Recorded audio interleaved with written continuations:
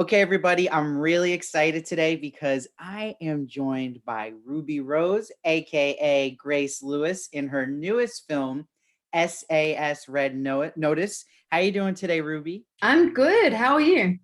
I'm doing great. So I absolutely loved you in this film. You play this badass mercenary, and it really just solidifies you as this like huge action star now. But I'm wondering, is there an area in film or TV you want to explore next that you haven't really touched yet?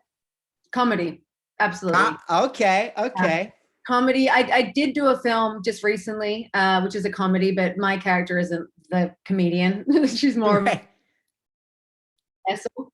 But I loved doing Pitch Perfect. Again, I didn't get to play the funny person, but I was in a funny film.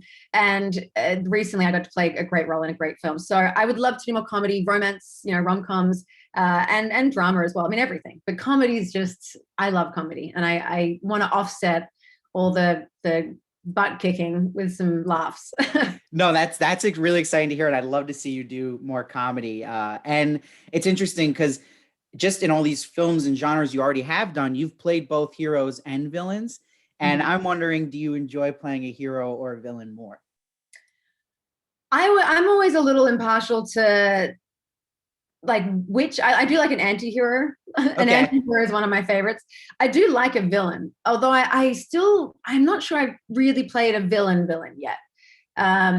Even this role included, there's obviously some villainous traits, and then she's a psychopath, but it's a little more complex than that. I think you're more of a villain, a true villain, when you make these decisions and make choices by choice. It's actually Yeah. something that you have a choice and you make that choice. Whereas with Grace, she's really just doing her job, and it's a little different. But to play like a proper unhinged, villain, I think would be a lot of fun. Yeah, that's definitely a great answer. And it's interesting because that's what's so interesting about this film is that your character is very complicated and interesting. And I won't spoil anything, but I think people who want to see you kind of play something very kind of grayish will enjoy this. Now, I always feel like, too, you inspired me to get some colored tattoos. And I Oh, love all the tattoos you have.